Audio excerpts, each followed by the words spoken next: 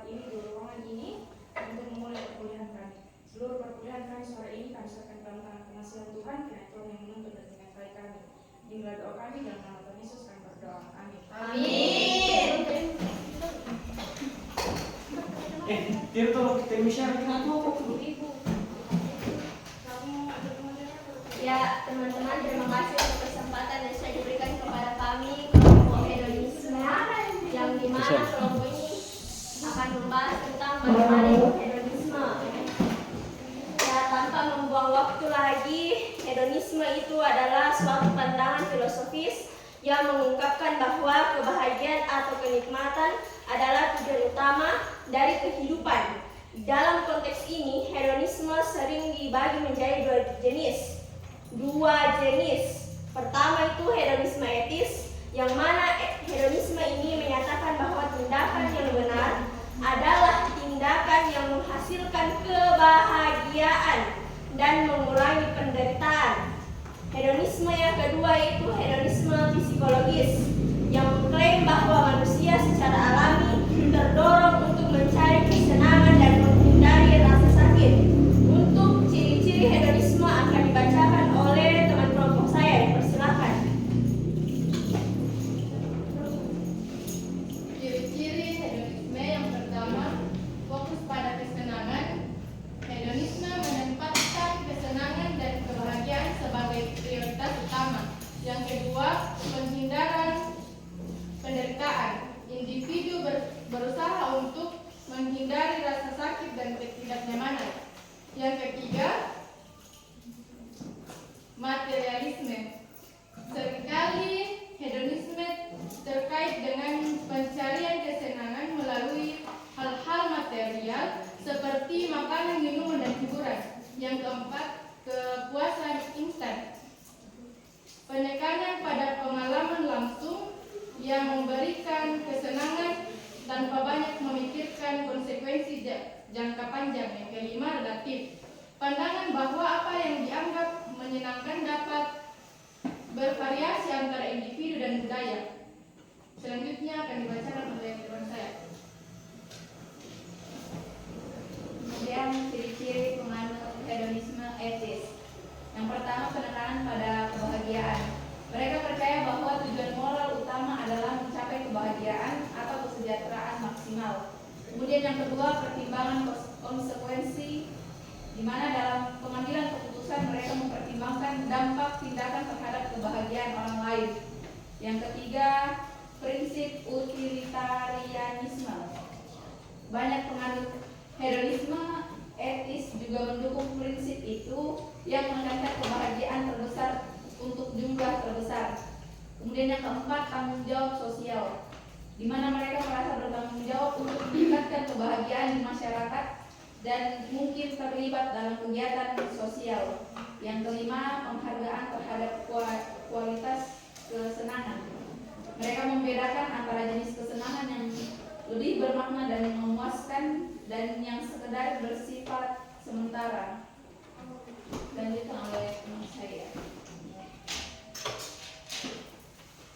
Ciri-ciri penganut hedonisme psikologis. Yang pertama, dorongan alami untuk mencari kesenangan. Mereka percaya bahwa pencarian kesenangan adalah naluri dasar manusia. Yang kedua, penghindaran rasa sakit. Mereka cenderung menghindari pengalaman negatif dan berusaha mengurangi penderitaan. Yang ketiga, fokus pada pengalaman individu, lebih mementingkan pengalaman pribadi dan kesenangan individu daripada konsekuensi sosial.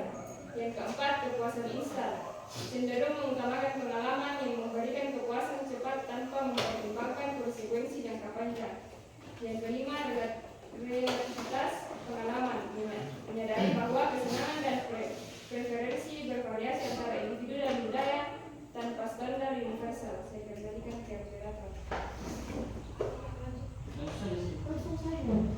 Kemudian dampak positif dari hedonisme. Yang pertama itu peningkatan kualitas hidup, di mana ketika orang mengejar kesenangan yang positif, ini dapat meningkatkan kebahagiaan dan kepuasan hidup. Kemudian yang kedua, inovasi dan kreativitas.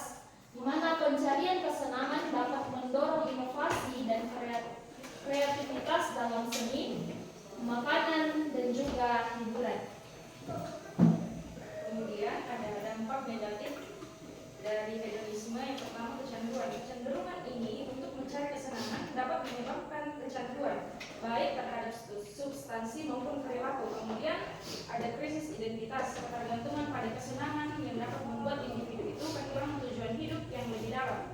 Kemudian dampak sosialnya, hedonisme yang berlebihan dapat menyebabkan egoisme dan kurangnya perhatian terhadap masalah sosial dan lingkungan. Dilanjutkan. Ya, jadi dari materi yang telah kami paparkan, maka adalah sebuah kesimpulan, yakni dari kedua golongan hedonisme ini mencerminkan sebuah pendekatan yang berbeda dalam memahami kesenangan dan kebahagiaan. Dengan hedonisme etis, dia lebih menekankan tanggung jawab moral dan dampak sosial, sedangkan hedonisme psikologis ini lebih berfokus kepada naluri dan pengalaman pribadi. Demikian presentasi dari kelompok kami. Kami persilakan kepada teman-teman dari Ya teman-teman, terima kasih telah mendengarkan materi dari kami. Itu saja materi yang bisa kami sampaikan. Kami persilakan kepada teman-teman yang ingin mengajukan pertanyaan. Kami membuka sesi pertama dengan satu sesi saja dengan 3 orang penanya. Dipersilakan. Ya, silakan kalau ada pertanyaan dari kelompok seberang. Kalau tidak, saya berikan sabar lagi diskusi. Iya, Diskusinya 2 menit. Tidak ada pertanyaan dari Rizal, saya juga ada tapi untuk saya akan sampaikan. Coba dulu. Ya Rizal, silakan. Ya, kepada saudara Chan.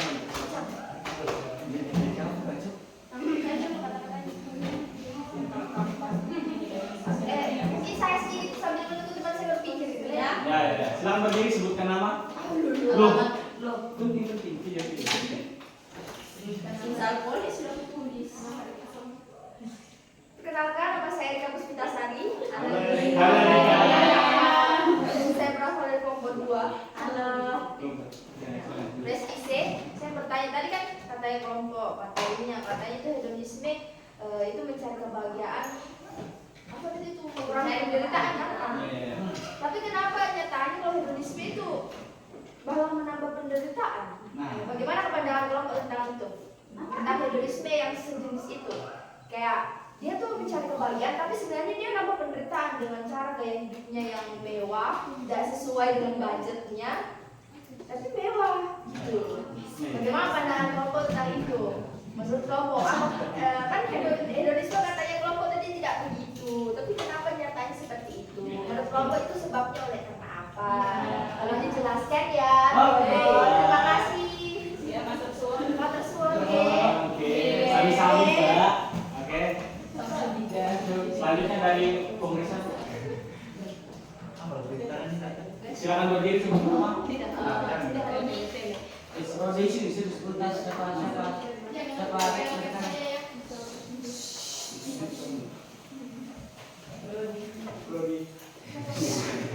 Ya, nama saya Rizal. Halo, Rizal. Saya dari Reski C. kelompok Ise. Yang saya bertanyakan karena di materi kelompok mengenai hedonisme hedonisme kan merujuk kepada kesenangan, kebahagiaan begitu. Nah, yang mau saya tanyakan di sini adalah mengapa kemudian di dalam suatu kelompok masyarakat biasa hedonisme masih dipandang sebagai hal yang tidak baik menuju kepada kebahagiaan. Terus mana? Terima kasih dari saudara Rizal. Selanjutnya pertanyaan selanjutnya dari teman. Silakan berdiri dan perkenalkan nama. Nanti perkenalan namanya. Pertanyaan saya begini kan di kelompok tadi ada kan di materi kelompok tadi ada membahas tentang ultilatarianis. Kalau saya tidak salah deh. Apa? Iya. Nah itu. Oke. Iya utilitarianisme. Tadi kan kelompok mengatakan bahwa hedon itu dia setuju dengan apa yang disampaikan oleh itu tadi multi lah. Itu. Pokoknya itu. Utilitarianisme. Iya, utilitarianisme. Dia setuju dengan itu. Bolehkah kelompok kemudian menjelaskan kepada kami kenapa dia setuju dan apa pandangan yang disetujui itu? Mengapa disetujui itu? Ya, berarti nama saya dari kelompoknya. Kenapa bisa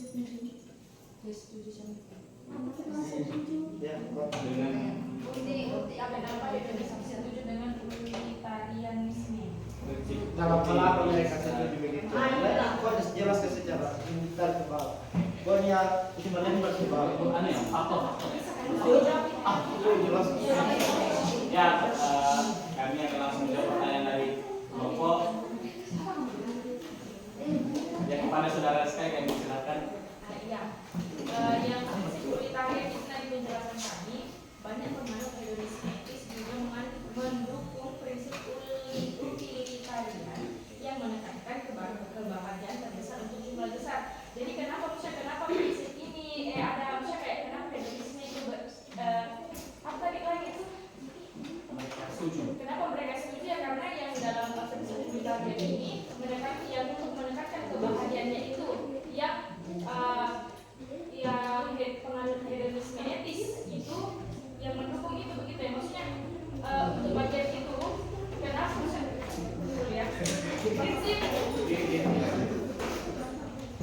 maksudnya di sini penjelasannya toh prinsip utilitarianisme banyak penganut hedonisme etis juga mendukung prinsip utilitarian yang menekankan kebahagiaan terbesar untuk jumlah yang besar. Jadi kayak kenapa hedonisme mendukung itu karena prinsip itu menekankan kebahagiaan terbesar untuk jumlah yang terbesar dan itu kan hampir bisa kayak hedonisme ini kan yang kayak dia ingin apa tadi penjelasan yang bilang hedonisme itu kan kayak menganggap bahwa kebahagiaan itu dan kenikmatan itu adalah salah satu tujuan dari kehidupan gitu ya. Bisa masuk tidak? Tidak terlalu masuk sih, tapi maksudnya begini, kalau dia menekankan kepada kebahagiaan untuk yang banyak begitu, apakah kemudian mereka tidak memperhatikan kualitas begitu? Apa mereka hanya memperhatikan kuantitas daripada kualitas begitu? Itu kan begitu. Sedikit tambahin begini. Sebenarnya saya tadi ajarkan memangnya tidak melihat kualitas sebenarnya kuantitas. Nah ini berhubungan erat juga sama pertanyaannya Erika. Jadi begini, hedonisme itu ada dampak negatif, ada dampak positifnya. Kan tujuan utama dari hedonisme adalah mencari kesenangan. Tapi kita sendiri tahu kalau kesenangan yang berlebihan juga itu tidak baik. Contoh yang Erika kasih tadi, hedon kayak mau terus kelihatan mewah, tapi tidak dia lihat dirinya sendiri toh. Nah begini teman-teman. Sambil dijawab pertanyaannya Erika Le. Nah, kenapa hedonisme bisa memunculkan penderitaan? Begini, hedonisme itu kan mengutamakan kesenangan. Tapi orang yang menganut hedonisme ini mau terus merasakan kesenangan tanpa melihat bagaimana kemampuan dirinya. Orang yang terlalu dalam hedonisme itu mengabaikan pengembangan dirinya dan mengabaikan kualitas dirinya dan mengabaikan tanggung jawab atas dirinya sendiri. Orang yang hedonisme ini terus berusaha apa yang dia lihat bilang, oh hal itu yang bisa bikin saya senang. Tapi dia tidak lihat bagaimana bisakah, mampukah saya untuk mendapatkan hal ini. Ketika orang ini mau mendapatkan hal kesenangan ini, tapi dia tidak lihat bagaimana dirinya mampukah tidak. Ketika dia mau dapat dan itu tidak tercapai dengan baik, itu akan memunculkan kekecewaan dalam dirinya. Mungkin orang ini akan menggunakan segala cara untuk mendapatkan kesenangan ini. Nah, segala cara yang mereka gunakan ini bisa memunculkan yang namanya penderitaan. Boleh saya tanggapi? Iya. Jadi singkatnya, seperti yang kau jelaskan tadi, singkatnya begini. hedonisme itu tidak memperhatikan kualitas di balik kebahagiaan itu. Kalau hedonisme yang terlalu berlebihan. Lalu bagaimana dengan hedonisme yang tidak terlalu berlebihan? Hedonisme yang tidak terlalu berlebihan itu kayak saya senang akan hal ini dan saya mengutamakan hal ini. Nah, kenapa kemudian tadi setuju dengan utilitarian? Ini aku tambahkan. Kan utilitarianisme ini ada cabang-cabangnya juga. Nah, ada dua cabangnya ini, kuantitatif dan kualitatif. Nah, utilitarianisme ini itu berfokus pada prinsip uti itulah. Prinsip uti ini itu tuh berfokus pada pemaksimalan kebahagiaan. Prinsipnya ini, maksudnya kan kata uti ini berasal dari kata bermanfaat. Nah, bermanfaat ini yang berfokus pada pemaksimalan kebahagiaan semua orang secara keseluruhan itu. Kemudian yang kualitatif itu mengkategorikan kesenangan dan penderitaan dengan cara yang lebih kualitatif. Maksudnya kayak kenapa itu berhubungan dengan hedonisme, karena kan utilitarianisme ini sendiri itu kan berfokus pada kebahagiaan, sedangkan hedonisme ini kan, pengertian dari hedonisme ini kan juga berfokus pada kebahagiaan ini. Makanya itu maksudnya prinsipnya itu masuk begitu ya ke dalam hedonisme begitu ya. Kira-kira maksudnya bisa nggak masuk gitu? Kan dari argumen pertama tadi itu dibilang dia setuju dengan yang kebahagiaan yang banyak itu. Apakah kemudian di dalam utilitarian itu ada semacam demikian? Adakah juga dalam utilitarian itu? Yang kan itu tadi kebahagiaan untuk semua orang itu kan disetujui oleh Hedon tadi. Kebahagiaan untuk banyak orang. Maksudnya kan cenderung kita kalau misalkan begini, kita melihat sesuatu yang banyak itu kita tidak memperhatikan yang namanya kualitas di baliknya. Kita hanya melihatkan berapa banyaknya begitu. Seberapa banyak, semakin banyak kan, kira-kira begini. Itu tadi itu kalau saya tangkap dia bilang begini, semakin banyak yang bahagia semakin baik, betul tidak? Kan begitu. Nah sementara kalau kita lihat yang lainnya kan semakin sedikit yang bahagia mungkin, tapi orang yang berkualitas, bahagia yang berkualitas dan orang yang berkualitas itu juga kan bisa baik gitu.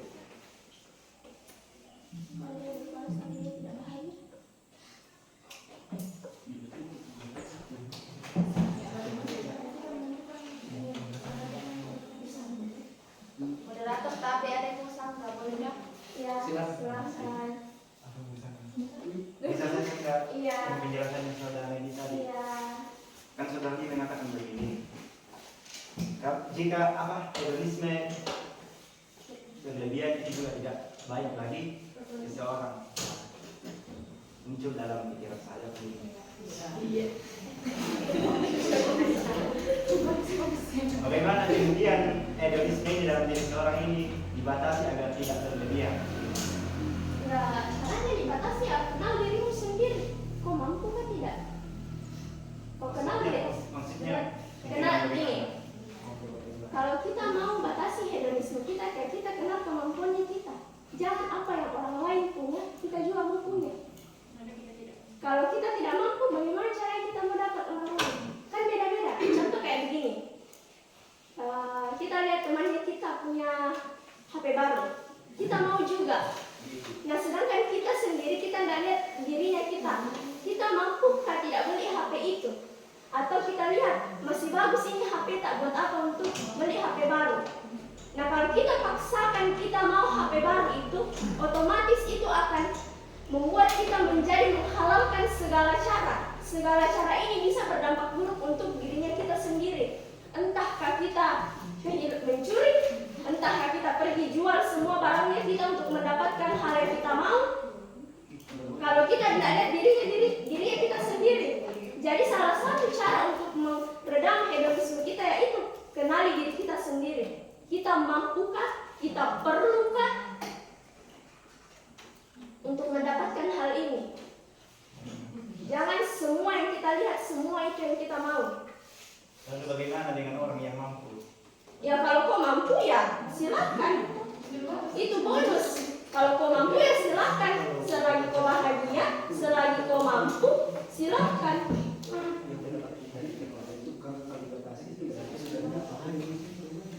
Kalau kau mampu, kau mau, dan kau bisa dapat, selagi tidak merugikan orang lain ya silakan.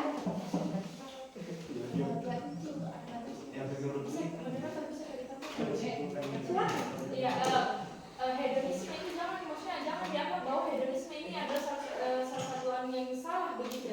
Sama kayak yang kemarin Bapak jelaskan yang apa sebenarnya prestise. Semua orang itu butuh prestise dan semua orang juga butuh hedonisme untuk mencapai apa yang mereka inginkan, begitu apa yang mereka senangi. Dan kalau ketika mereka mau mencapai itu kan itu yang dibilang hedonisme begitu. Mereka mau mencapai kebahagiaan itu sama juga dengan prestise begitu. Hampir sama gitu sebenarnya, cuman ya itu lagi yang tadi dijelaskan nih, kembali kepada pengontrolan diri itu. Jadi kelompok apa dampak positifnya dari hedonisme ini? Apakah hanya untuk mencari kebahagiaan atau hanya kan kesimpulan ini mau kesimpulan ini? Oh iya.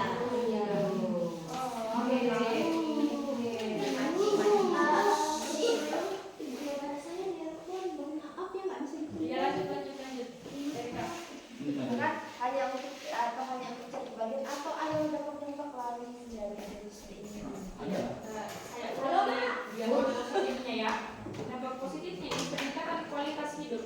Ketika orang mengejar kesenangan yang positif, ini dapat meningkatkan kebahagiaan dan kepuasan hidup. Terusnya kayak ketika dia mengejar sesuatu itu, mengejar kesenangan itu dengan positif, dengan cara yang positif, itu dapat meningkatkan kebahagiaannya sendiri, dapat meningkatkan kepuasan hidupnya sendiri ketika dia mau berusaha untuk meraih sesuatu yang ia inginkan itu. Kemudian pencarian kesenangan dapat mendorong inovasi dan kreativitas kita. Maksudnya di sini kayak ketika kita mau mencapai sesuatu itu, kemudian kita di sini kita berpikir kira-kira kita seperti apa supaya kita ini bisa mencapai tujuan itu. Itu salah satu itu merupakan dampak positifnya untuk hedonisme ini. Kayak kita dilatih begitu, kalau kita mau dapat itu, kita kira-kira harus bagaimana dengan cara yang positif untuk dapat itu barang, dapat itu yang kita mau. Tapi kayak itu kan enggak terfokus hanya kepada barang, tapi sesuatu yang ingin kita gapai seperti kayak kita atau apa yang kita impikan kan, itu kita jalani itu dengan menggunakan hal-hal yang positif untuk mendapatkan hal itu. Bagaimana dari kelompok? Apa ada lagi tambahan dari teman-teman? Ada tambahan? Dari kelompok ada yang mau dikurangi? Kalau masih ada betul lagi? Pertanyaannya tuh dari tadi. Ya, pertanyaannya. Pertanyaan penulis Kenapa hedonisme dipandang tidak baik oleh masyarakat ya, BTW. Kelompok yang menganggap gitu. Kenapa Indonesia dipandang sesuatu yang Tidak semua orang sih, tapi kan bukan saya yang katakan tadi sih. Termasuk guru saya dulu biasanya.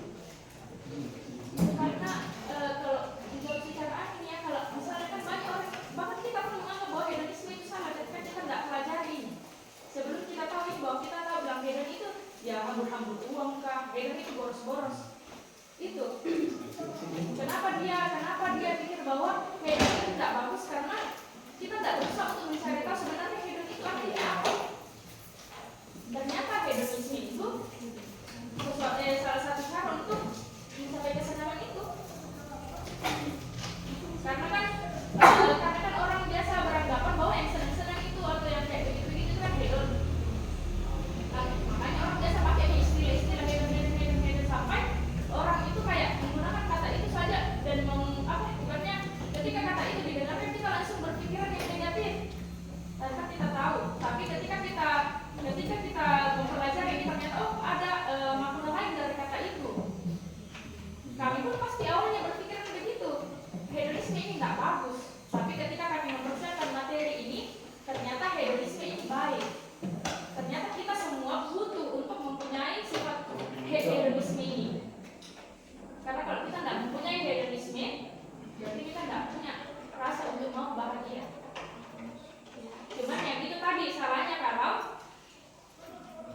kecenderungan untuk mencari kesenangan dapat menyebabkan kecanduan baik secara substansi maupun perilaku.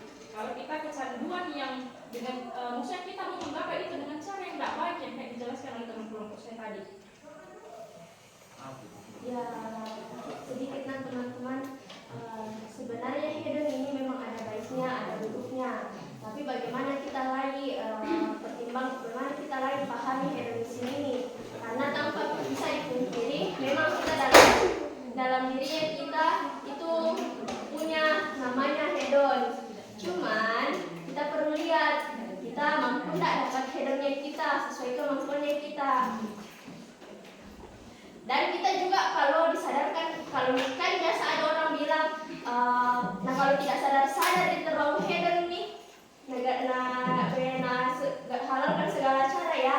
Nah itu ya kita perlu juga buka diri untuk terima teguran dari orang lain. Teguran dalam artian ya ketika ada orang ingatnya kita bilang, jangan tahan dirimu, tidak usah itu tidak terlalu butuh tidak penting bagaimananya. Ya kita juga harus pertimbangkan usulan itu, dan kita pertimbangkan itu dalam artian bahwa bagaimana pertimbangan itu kita lihat bilang, oh betulkah saya tidak mampu dapatkan hal ini, betulkah itu tidak sesuai sama kesenangan saya. Bagaimana lagi kita mempertimbangkan dirinya kita sendiri. Kembali lagi, hedon itu kembali ke diri kita masing-masing. Kalau kita mau berlebihan tapi tidak sesuai, ya kita akan merasakan yang namanya penderitaan. Tapi kalau kita mau senang dan sesuai dengan kemampuannya kita, ya itu akan mendapatkan kesenangan, bukan penderitaan. Itu.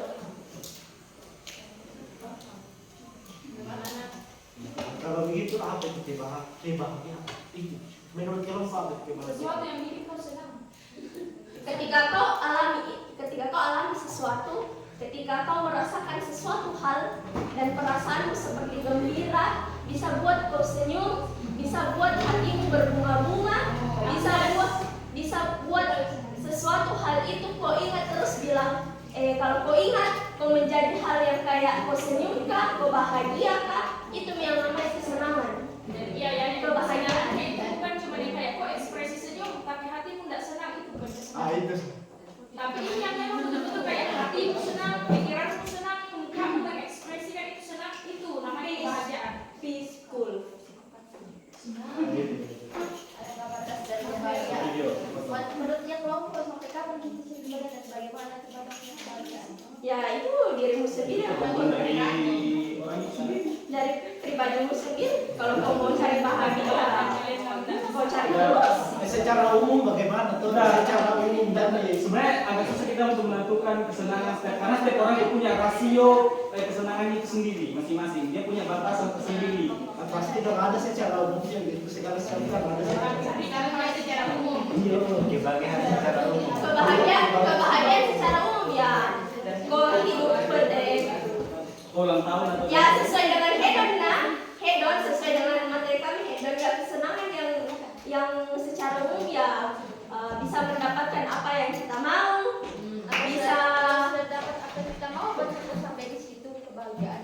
nah kan kembali lagi keinginan manusia itu berpikir terus, otaknya berpikir terus untuk memenuhi kebutuhannya.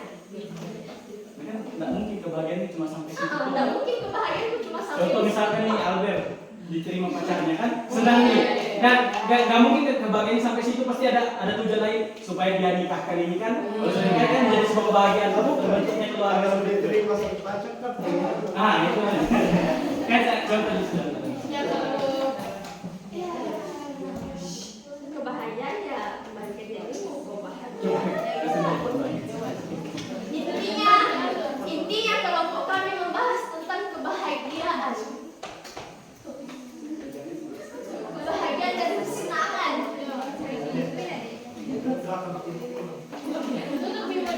Jelas. Jelas? Atau masih ada yang teman-teman pertanyakan?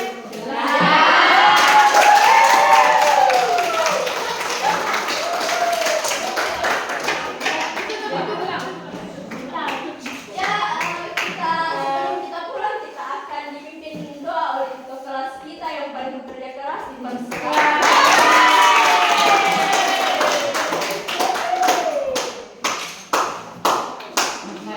Sekarang Gini. Mantap kita coba. Kasih singkat dulu. Serius kok mau kan? Iya, iya. Teman-teman tidak ada. Di sore hari ini itu kami bersyukur kepada kami dapat menyelesaikan program kami bersama dengan teman-teman meskipun di program terakhir kami tidak dapat bertemu dengan dosen kami. Tetapi kami yakin dan percaya semua apa yang kami telah lakukan dan kerjakan itu semua dapat kami lakukan dengan sepenuh hati, dengan kesadaran penuh. Dan dengan semua itu kami dapat kembali memuji dan memuliakan nama Tuhan. Ya Tuhan, sekarang kami akan kembali ke tempat kami masing-masing. Tuhan pimpin dan sertai kami supaya kami dapat tiba di rumah kami dengan penuh sukacita. Dan kami juga berdoa untuk saudara Albert yang akan kembali ke rumah pada sore hari ini. Engkau berkati dia, berkati apa yang mereka kendarai, supaya dia dapat tiba di Mamasa dengan selamat. Kami juga berdoa untuk orang tuanya yang sedang dalam kelemahan tubuh. Kami yakin dan percaya bahwa Tuhan sebagai Bapa yang terkelihatan menjamah tubuh orang tua kekasih kami yang sedang terbaring di Mamasa. Kami yakin dan percaya itu Tuhan, semua itu kami dapat kembali bersyukur kepada dan kembali memuji dan memuliakan nama Tuhan. Ya Tuhan, inilah doa kami dalam nama Tuhan Yesus kami berdoa. Amin. Amin. That's good.